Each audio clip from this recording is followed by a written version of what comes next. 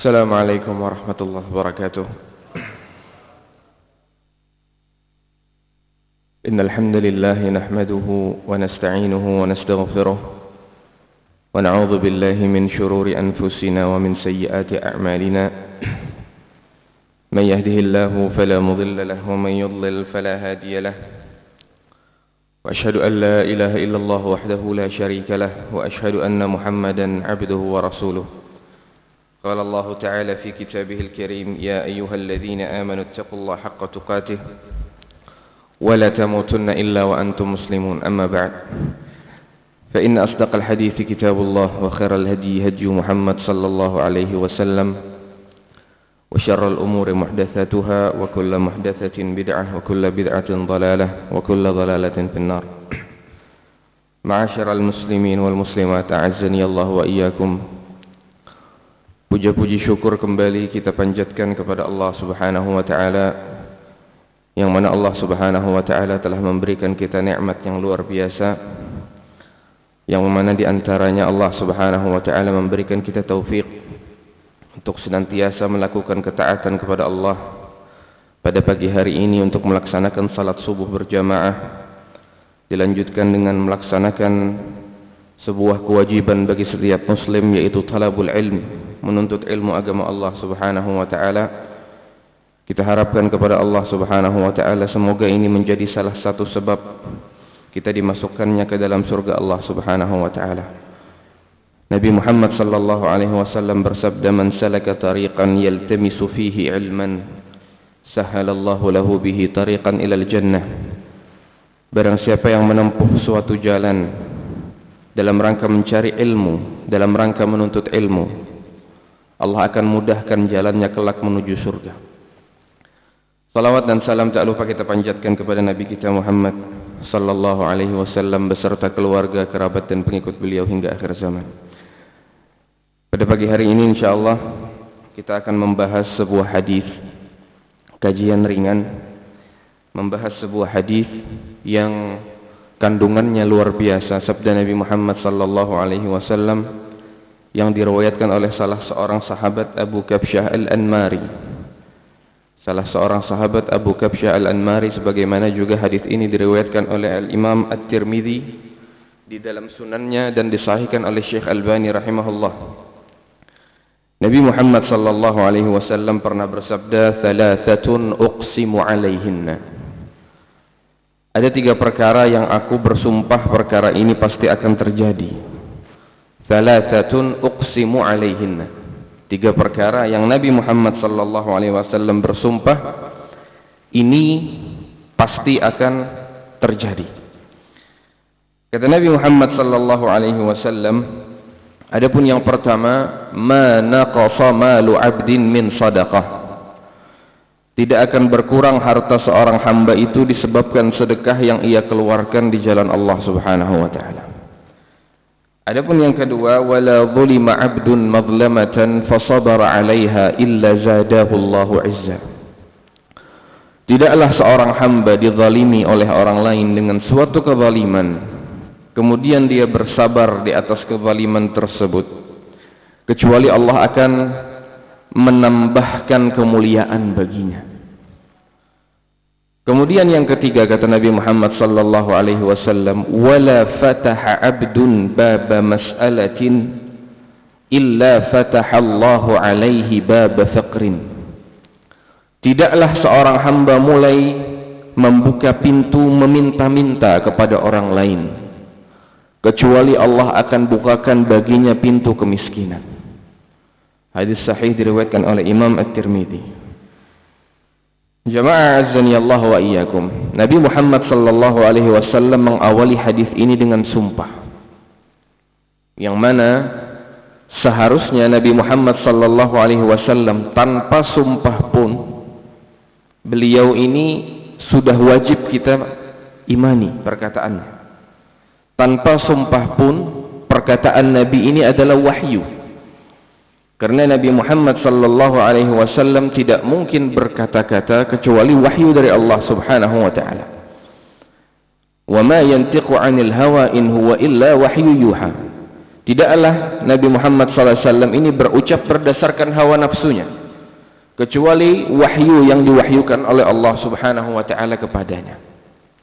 Akan tetapi karena pentingnya perkara ini, Nabi Muhammad SAW sampai mengucapkan uqsimu, dan ini qasam. Qasam itu artinya sumpah kepada Allah Subhanahu wa taala. Menunjukkan pentingnya perkara ini. Menunjukkan tiga perkara ini pasti akan terjadi apabila seorang hamba merealisasikannya. Itu makanya bisa dikatakan kurang beradab apabila Nabi Muhammad SAW sudah menyampaikan hadisnya, ditambahi hadisnya itu dengan sumpah dari Nabi Muhammad SAW, akan tetapi masih ada di antara kita yang kurang yakin dengan perkara-perkara ini. Al-Imam Al-Hasan Al-Basri pernah mengatakan, bi'sal qaum aqsamallahu wa rasuluhu wa lam yusaddiquhu aw kama qala. Kata Imam Hasan Al-Basri, seburuk-buruknya suatu kaum apabila Allah Subhanahu wa taala dan rasulnya sudah bersumpah entah di dalam Al-Qur'an baik di hadis, namun dia masih belum mempercayainya. Nah, ini di antara sumpah Nabi Muhammad SAW adalah tentang tiga perkara ini. Adapun yang pertama, kata Nabi Muhammad sallallahu alaihi wasallam, ma naqasa malu 'abdin min sadaqah. Tidak akan berkurang harta seorang hamba itu disebabkan sedekah yang ia keluarkan. Tidak akan berkurang. Ini adalah ucapan Nabi Muhammad sallallahu alaihi wasallam. Dan ini merupakan suatu kepastian, dan bukan hanya Nabi Muhammad sallallahu alaihi wasallam yang mengatakan, Allah Subhanahu wa taala mengatakan di dalam Al-Qur'an. Di dalam surat As-Saba, "Wa ma anfaqtum min syai'in fahuwa yukhlifu wa huwa khairur raziqin." Apapun yang engkau infakkan di jalan Allah, menguatkan hadis yang tadi. Apapun yang engkau keluarkan, yang engkau sedekahkan, yang engkau infakkan di jalan Allah, maka Allah Subhanahu wa taala pasti akan menggantinya, pasti. Wa huwa yukhlifu, dan Allah lah sebaik-baiknya Maha memberi rezeki. Janji Allah Subhanahu wa taala dalam hadis qudsi, Allah Subhanahu wa taala mengatakan, ya ibna Adam anfiq unfiq alaik. Wahai anak Adam, berinfaklah, bersedekahlah, maka aku yang akan bersedekah, aku yang akan berinfak kepadamu. Aku yang akan menafkahimu. Entah kita memberi orang miskin, entah kita memberi kerabat kita yang memerlukan, entah kita menyumbangkan harta kita di masjid, entah apapun itu bentuk sedekah di jalan Allah Subhanahu wa taala. Selagi kita mampu, maka lakukanlah. Karena sedekah ini juga di antara angan-angan orang kafir. Allah Subhanahu wa taala mengatakan, wa yaqula rabbi laula akhartani ila ajalin qarib fa asaddaq wa akum minas salihin. Wahai Allah, kata orang kafir ketika diwafatkan oleh Allah Subhanahu wa taala, tunda sedikit saja kematianku, niscaya aku akan bersedekah. Tapi waktunya sudah telat, karena kau lagi diundur. Maka selagi kita masih hidup, selagi kita masih memiliki waktu, selagi kita masih memiliki harta, seapapun jumlahnya, ittaqun nar, kata Nabi, walau bisyiqqi tamrah. Takutlah kalian dari api neraka, buatlah perisai untuk menyelamatkan kalian dari api neraka, meskipun itu dengan sebiji kurma. Maksudnya apa? Sedekahkan sebiji kurma itu di jalan Allah Subhanahu wa taala. Inilah sedekah.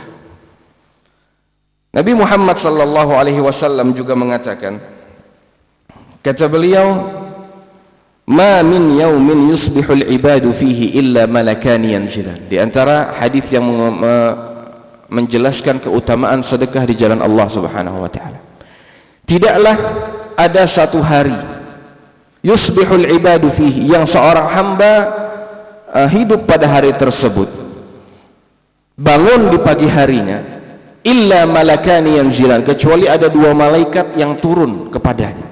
Fayaqulu ahaduhuma Allahumma a'ti munfiqan khalafa. Salah seorang malaikat mengatakan, ya Allah, berikanlah orang yang berinfak pada hari ini ganti. Yang satunya lagi, Allahumma a'ti mumsikan talafa. Ya Allah, berikanlah orang yang bakhil pada hari ini kehancuran. bisa kehancuran pada hartanya, bisa kehancuran pada dirinya, hartanya tidak ada berkah, wal'iyadzubillah, padahal dia mampu untuk bersedekah. Maka inilah 3 janji. Salah satunya adalah tentang sedekah. Janji dari Allah, janji dari Nabi Muhammad sallallahu alaihi wasallam, dan doa malaikat bagi orang yang bersedekah. Maka hendak ragu apa lagi kita? Dan sedekah itu pasti akan menambah harta. Entah, kata para ulama, bagaimanakah bentuk penambahan harta orang yang bersedekah? Bisa jadi Allah subhanahu wa ta'ala berkahi hartanya. Allah berkahi harta orang yang bersedekah. Artinya mau apa aja cukup karena berkah, meskipun itu sedikit di mata orang lain. Hendak menukar minyak cukup, gasan bayar SPP anak cukup, gasan kebutuhan sehari-hari cukup, meskipun kada banyak-banyak amat. Atau bisa juga dengan keberkahan itu Allah berikan qanaah di dalam hatinya. Itu juga di antara bentuk keberkahan harta yang Allah berikan kepada seorang hamba. Artinya dia tidak meminta lebih, dia ridha dengan ketetapan Allah subhanahu wa ta'ala. Atau bisa jadi bentuk penambahan harta ini memang ditambahkan hartanya oleh Allah secara hakikat, secara memang betul Allah tambahkan hartanya. Dan betapa banyak kita mendengar cerita seperti ini, sudah terlalu banyak orang yang bersedekah kemudian diganti oleh Allah. Orang yang menginfakkan jalannya kemudian tiba-tiba Allah subhanahu wa ta'ala takdirkan baginya rizki yang luar biasa melimpah. Dan ini memang benar janji dari Allah subhanahu wa ta'ala. Allah subhanahu wa ta'ala mengatakan, mathalul ladzina yunfiquna amwalahum fi sabilillah kamathali habbah. Perumpamaan orang yang menginfakkan hartanya di jalan Allah itu bagaikan sebuah biji. Ambatat sab'a sanabil, yang menumbuhkan, dalam biji itu menumbuhkan 7 cabang. Fi kulli sumbulatin mi'atu habbah. Dalam setiap cabang itu ada 100 lagi biji-biji yang lain yang tumbuh. Wallahu yudha'ifu liman yasha. Allah lipat gandakan sesuka hati Allah. Bisa jadi 10 kali lipat, bisa jadi 700 kali lipat atau lebih untuk orang yang bersedekah di jalan Allah subhanahu wa ta'ala. Maka jamaah azani Allah wa iyyakum, selagi kita mampu untuk melakukan sedekah, dan insya Allah kebanyakan dari kita ini tahu aja sedekah itu baik, tahu aja keutamaan sedekah itu banyak. Akan tetapi terkadang memang di dalam diri kita ini ada sifat yang Allah subhanahu wa ta'ala tetapkan sifat itu pada setiap manusia kecuali yang Allah rahmati.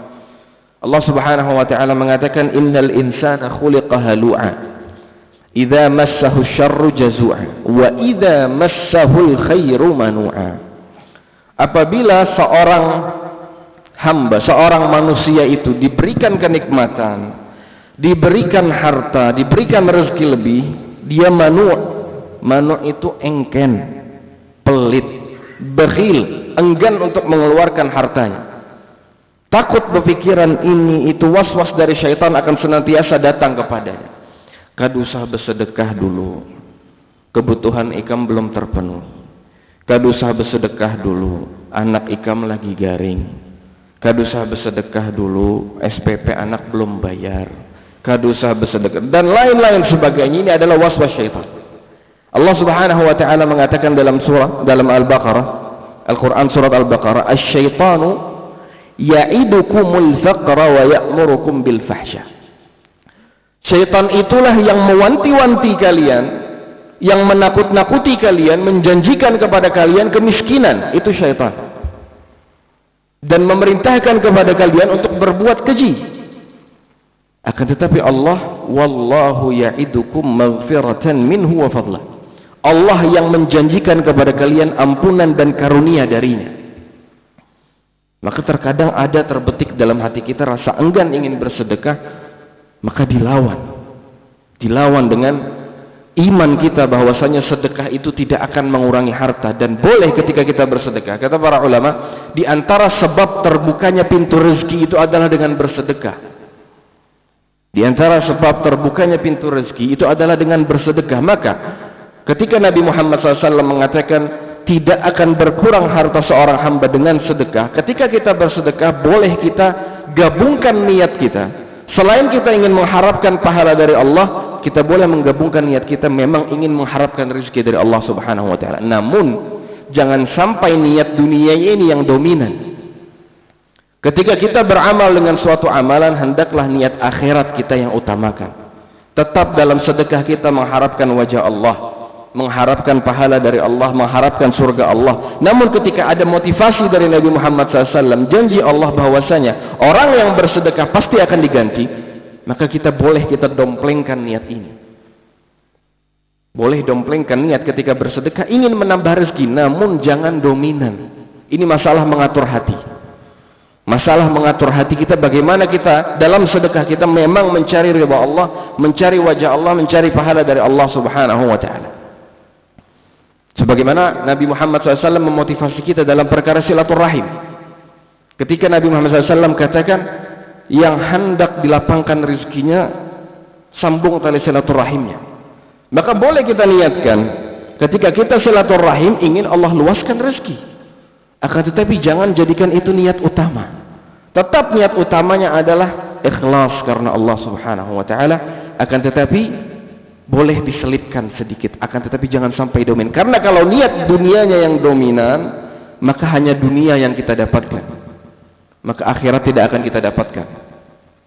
Dunianya kita dapatkan, akhiratnya tidak kita dapatkan. Maka hendaklah kita ingat ini, perbanyak sedekah di jalan Allah Subhanahu wa taala, dan ingat, karena sedekah ini adalah ibadah, maka jangan sampai dalam sedekah kita ini ingin dipandang, ingin dipuji, ingin disambat orang lain. Karena sedekah ini hanya hubungan kita dengan Allah Subhanahu wa taala. Ketika seseorang memberi, ketika seseorang bersedekah, menyumbangkan hartanya di jalan Allah, kayak apakah orang yang diberinya ini sudah, jangan digaduhi lagi. Yang penting pahalanya sudah sampai. Karena sebagian ketika kita memberi orang lain, menghadang ucapan terima kasih. Ini salah. Bah, ini sudah diberi ijah, kada tahu terima kasih lalu Muhammad Sam. Kadu saya pikirkan orang yang kita beri. Ketika kita memberi, kita mengharapkan pahala dari urusan kita lawan Allah sudah selesai. Ya Allah, aku bersedekah ingin mendapatkan pahala darimu, sudah. Kayak apakah orang kita beri ini hendak menzalimi kita, hendak besum baliknya terserah inya lagi. Yang penting urusan kita ketika memberi selesai. Sebagian kita hendak diucapkan terima kasih kembali. Ini bentuk ketidakikhlasan kepada Allah. Ini diantara indikasi bahwa sedekah kita itu tidak ikhlas. Hendak disambat orang, hendak dipuji, hendak diucapkan terima kasih balik dan lain sebagainya. Wal iyadu billah. Maka ikhlaskan niat ketika beribadah kepada Allah, salah satunya dalam perkara sedekah. Dan tidak akan berkurang harta seorang hamba disebabkan sedekah yang ia keluarkan. Kemudian yang kedua, kata Nabi Muhammad SAW dalam hadis tadi, wala zulima 'abdun madlamatan fasabara 'alaiha illa zadahu Allahu 'izza. Tidaklah seorang hamba dizalimi dengan sebuah kezaliman, diperlakukan buruk oleh orang lain, kemudian dia bersabar di atas kezaliman tersebut, kecuali Allah akan tambahkan kemuliaan baginya.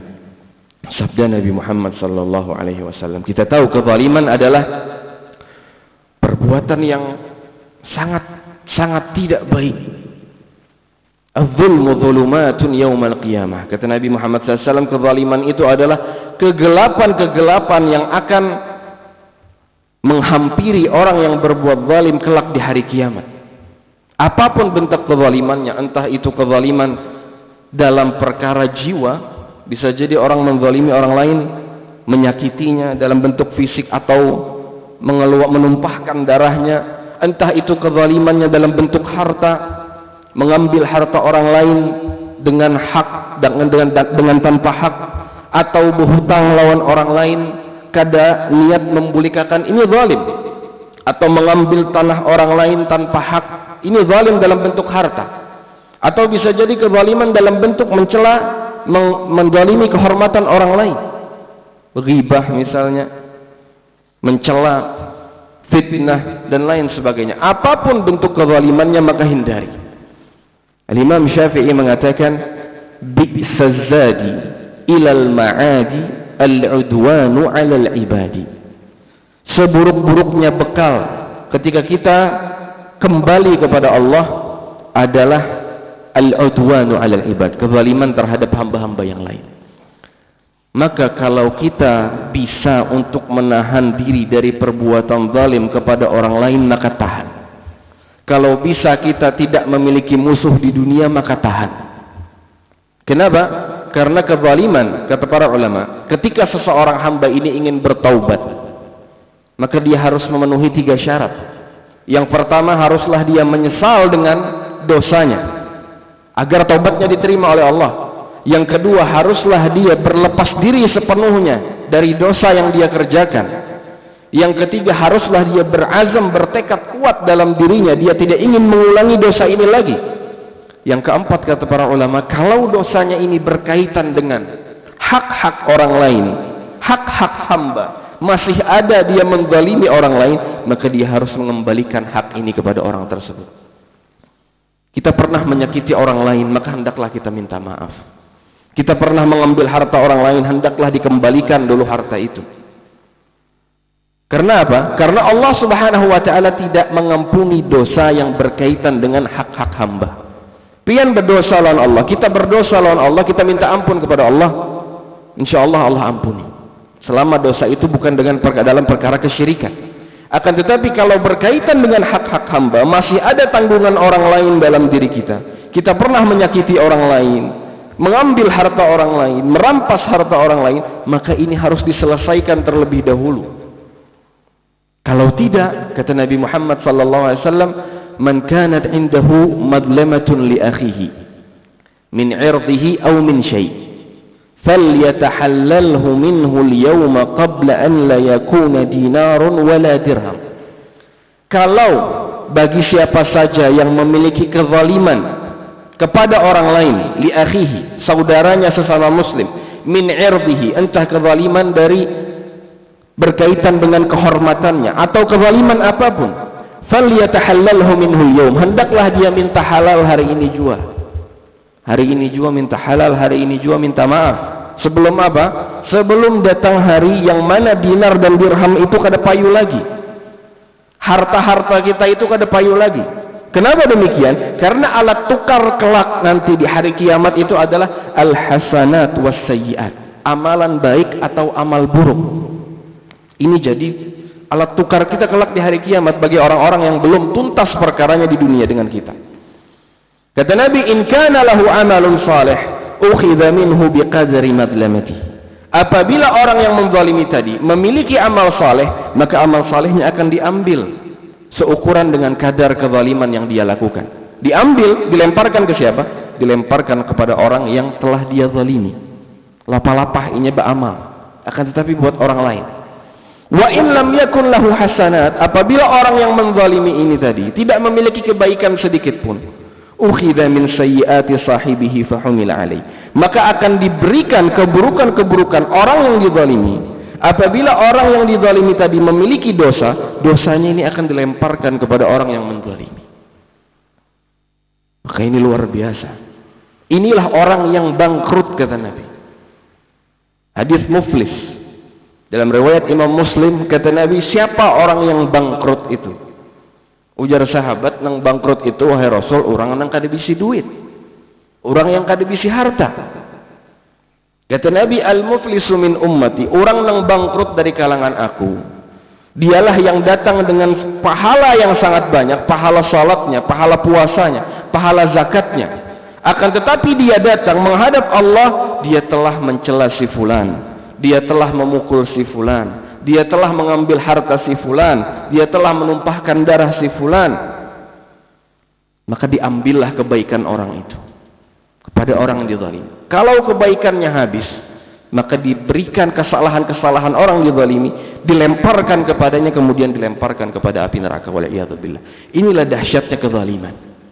Inilah dahsyatnya kezaliman. Maka Ibnu Umar pernah didatangi oleh seseorang. Sahabat Ibnu Umar didatangi oleh seseorang yang meminta untuk dituliskan semua ilmu. Wahai Ibnu Umar, uktub liyal ilmu kullah. Uktub liyal ilma kullah. Tuliskan kepadaku seluruh ilmu. maka ilmu banyak. Kata Ibnu Umar menuliskan kembali apa yang diminta oleh orang ini. Kata beliau, innal ilma katsir. Sesungguhnya ilmu itu banyak. Ilmu itu banyak. Walakin in istata'ta an talqa Allah khafifadh dhahri min dima'in nas. Akan tetapi kalau ikam bisa untuk berhadapan dengan Allah dengan keadaan punggungmu itu ringan dari darah orang lain, maksudnya tidak menyakiti orang lain, tidak menumpahkan darah orang lain. Khamisal batni min amwalihim, perutmu itu kosong dari harta-harta orang lain yang tidak berhak kamu miliki. Kafal lisan an a'radihim, dan engkau menghadap Allah dengan keadaan engkau bisa menahan lisanmu dalam mengucapkan, dalam berhenti mengucapkan kehormatan-kehormatan orang lain yang bisa mencoreng kehormatannya. Laziman jama'atil muslimin, dalam keadaan engkau juga melazimi jamaah kaum muslimin, maka lakukanlah. Seakan-akan Ibnu Umar ingin menjelaskan inilah kesimpulan ilmu, yang semuanya itu kembali kepada tidak berbuat zalim kepada orang lain, entah perkara jiwa, perkara harta, perkara lisan. Maka kata Ibnu Umar, seakan-akan Ibnu Umar mengatakan inilah ilmu semuanya. Maka percuma orang yang memiliki ilmu akan tetapi masih menzalimi orang lain, lisannya masih pedas kepada orang lain, tangannya masih kasar terhadap orang lain, masih mengambil harta orang lain. Percuma ilmu yang dia miliki. Inilah diantara dahsyatnya kezaliman. Akan tetapi jamaah azani Allah wa ya, apabila kita dizalimi oleh orang lain, meskipun kita tahu kezaliman itu buruk, akan tetapi meskipun kita ditimpa perlakuan buruk oleh orang lain, Allah Subhanahu wa taala mengatakan wa jazaa'u sayyi'atin sayyi'atun mithluha. Boleh kita membalas kezaliman dengan kezaliman yang semisal tanpa menimbulkan mafsadat yang lebih besar. Boleh. Akan tetapi sifat yang terbaik untuk melawan kezaliman adalah dengan bersabar di atas kezaliman. Dan ini tidak semua orang bisa melakukannya. Hanya orang-orang yang berjiwa besar yang bisa melakukan, membalas keburukan itu dengan kebaikan. Sebagian kita, amun kita dizalimi orang lain, pasti tabiat manusia itu hendak membalas. Bahkan terkadang balasannya lebih dahsyat lagi. Ikam kada tahu lagi siapa aku. Hendak membalas.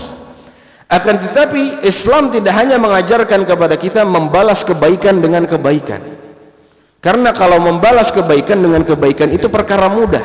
Semua orang bisa melakukannya. Islam mengajarkan kepada kita lebih lagi dari itu. Balaslah keburukan itu dengan kebaikan.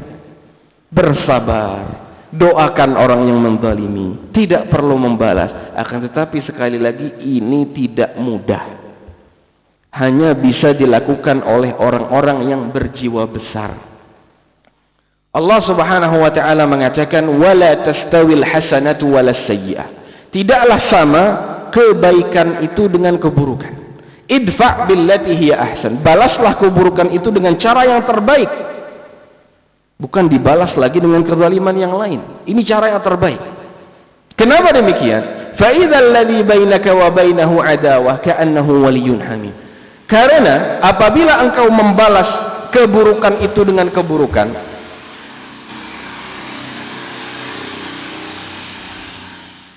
bisa jadi perkaranya kada selesai-selesai. Kalau kita balas keburukan dengan keburukan, si fulan menzalimi, kita zalimi balik, si fulan kasar, kita kasar balik, ini bisa sampai mati seperti ini. Karena masing-masing tidak mengalahkan egonya. Allah Subhanahu wa taala mengajarkan, balaslah keburukan itu dengan kebaikan. Kenapa demikian? Fa idzal ladzi bainaka wa bainahu adawah. Kalau yang tadinya kalian memiliki permusuhan dengan orang tersebut, ka'annahu waliyyun hamim, seakan-akan ketika membalas keburukan itu dengan kebaikan, seakan-akan dia menjadi sahabat yang dekat. Seakan-akan dia menjadi sahabat yang dekat. Amun dibalas keburukan lagi, permusuhannya kada hilang-hilang.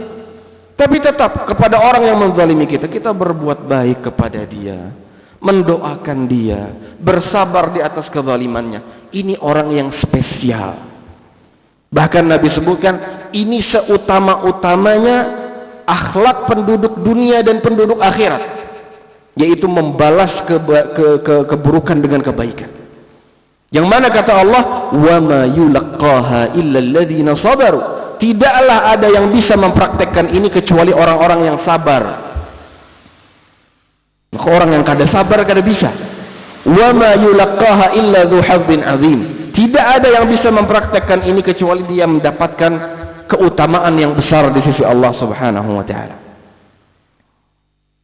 Pernah ada seseorang yang datang kepada Nabi Muhammad sallallahu alaihi wasallam, ya Rasulullah, mengadukan kepada Nabi perihal kerabatnya yang zalim kepadanya, selalu mengganggunya. Ya Rasulullah, inna li qarabatan, wahai Rasulullah, aku memiliki kerabat.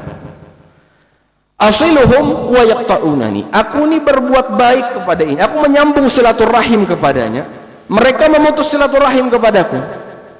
Zalim gak ini? Zalim. Wa uhsinu ilaihim wa yusi'una ilayya, aku berbuat baik kepadanya, mereka berbuat buruk kepadaku. Kemudian wa ahlumu anhum wa yajhaluna alayya, aku berlemah lembut kepada mereka, mereka kasar terhadapku wahai Rasulullah. Begini pun sudah terjadi di zaman Nabi Muhammad sallallahu alaihi wasallam, tidak hanya di zaman kita sekarang. Maka bagi yang memiliki masalah dengan kerabat, dengarkan hadis ini. Jangan sampai kita ketika ada masalah sampai memutuskan tali silaturahim.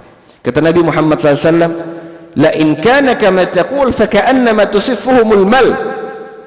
Kalau memang benar sebagaimana yang engkau ucapkan itu, maka seakan-akan engkau memakankan pasir yang panas ke dalam mulut-mulut mereka. Maksudnya itu yang rugi itu bubuhan inya, ikam kada rugi. Mereka yang mendapatkan keburukan, engkau tidak. Wala yazalu ma'aka minallahi zahir ma dumta ala dzalik, dan senantiasa Allah Subhanahu wa taala akan menjadi penolongmu selama engkau berbuat baik kepada mereka. Nabi Muhammad SAW mengatakan laisal wasil bil mukafi, tidaklah hakikat orang yang menyambung tali silaturahim itu adalah ketika kerabatnya berbuat baik baru kita balas dengan kebaikan, karena itu gampang, siapapun bisa. Akan tetapi hakikatnya orang menyambung tali silaturahim, kata Nabi, alladzi idza quti'at rahimuhu wasalaha, adalah yang apabila silaturahimnya ini diputuskan talinya, maka dia berusaha untuk menyambungnya. Dia beri hadiah, dia berbuat baik kepada kerabatnya meskipun dia berbuat buruk. Sebagian kita beradu ego, beradu gengsi, ini kada bakal selesai. Lapa-lapa aku membaikinya, inya nangka itu jualan aku kada tahu terima kasih. Maka kalau tidak ada salah satu yang mengalah, tidak akan selesai urusan ini. Dan ingatlah sabda Nabi, wa ma zulima 'abdun madlamatan fa sabara 'alaiha illa zadahu Allah 'izza. Tidaklah seorang hamba dizalimi dengan sebuah kezaliman, kemudian dia bersabar di atas kezaliman tersebut, kecuali Allah akan tinggikan kedudukannya, Allah akan tambahkan kemuliaannya. Kemudian yang terakhir, jamaah Allah wa iyyakum, kata Nabi Muhammad SAW, wala fataha 'abdun baba mas'alatin illa fatahallahu 'alaihi baba faqr. Tidaklah seorang hamba mulai membuka pintu meminta-minta kepada orang lain, kecuali Allah akan bukakan baginya pintu kemiskinan. Maka meminta-minta ini tercela. Kenapa demikian? Karena Allah Subhanahu wa taala memerintahkan, idza sa'alta fas'alillah, apabila ikam pian hendak meminta, mintalah kepada Allah. Jangan meminta kepada makhluk. Allah ketika kita pinta, Allah tambah sayang lawan kita. Berbeda dengan manusia, apabila kita banyak meminta kepada manusia, apa yang akan terjadi? Kita akan menjadi rendah di hadapan manusia. Dan orang mukmin itu punya izzah. Orang Islam, orang beriman itu punya izzah. Wa izzul mu'min istighna'uhu 'anil nas. Nabi Muhammad SAW katakan, Jibril mengatakan kepada Nabi Muhammad, izzahnya seorang mukmin, kemuliaan seorang mukmin, wibawanya seorang mukmin, rasa cukupnya dari orang lain. Kita punya izzah. Jangan selalu, kalau bahasa kasar, jangan selalu menanai terhadap manusia, meminta-minta terhadap orang lain. Terlebih lagi apabila kita tidak memiliki kebutuhan. Kalau kita memiliki kebutuhan, ini lain cerita. Kita memang perlu dan kadar keperluan itu ada juga dijelaskan dalam syariat. Akan tetapi orang yang mampu tapi tetap meminta-minta kepada orang lain padahal inya mampu begawi, maka ini tercela, dosa besar. Nabi Muhammad sallallahu alaihi wasallam mengatakan, "Man sa'ala an-nas amwalahum takaththuran faka'annama yas'alu jamar."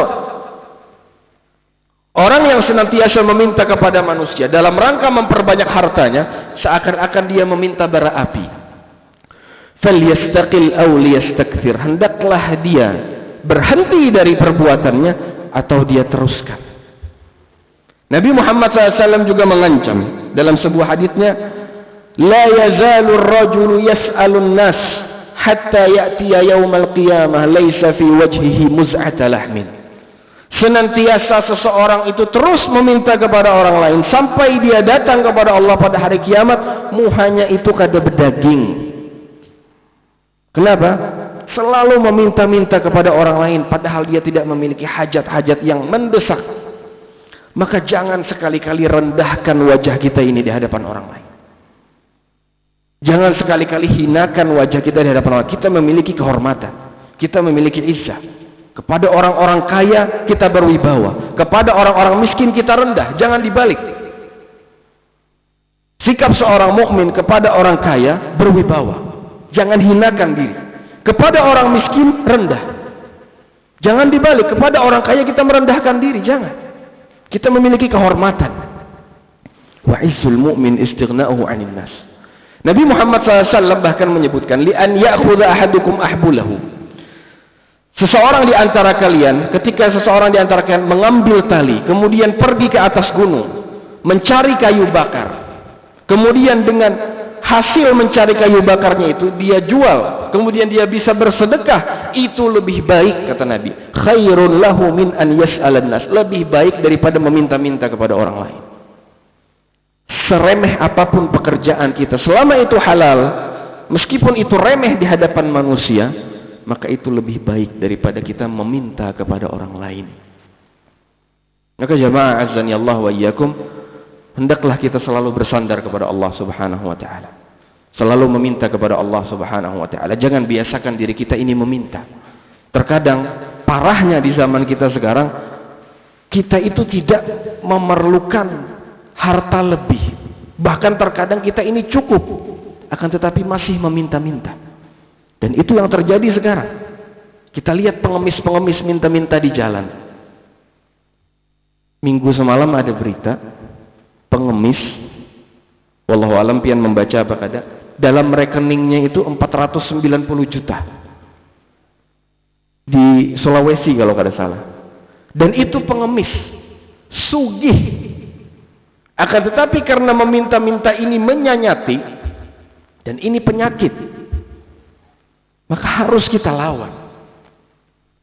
Banyak orang seperti ini, hartanya banyak namun terus rakus untuk meminta-minta dalam rangka memperbanyak harta. Ingatlah, kata Nabi Muhammad SAW, kalau kita meminta-minta tanpa ada keperluan yang mendesak, fa innama ya'kulu suhtan. Dalam hadis Qabisah, sesungguhnya orang itu memakan harta haram. Memakan harta haram, wa'iyadzubillah. Maka ini jamaah azani Allah wa iyyakum, sedikit faedah yang semoga bisa bermanfaat bagi kita semua. Salah dan khilafnya ulun minta maaf. Hadanallahu wa iyyakum ajma'in. Subhanakallahumma wa bihamdika asyhadu an la ilaha illa anta astaghfiruka wa atubu ilaik. Assalamualaikum warahmatullahi wabarakatuh.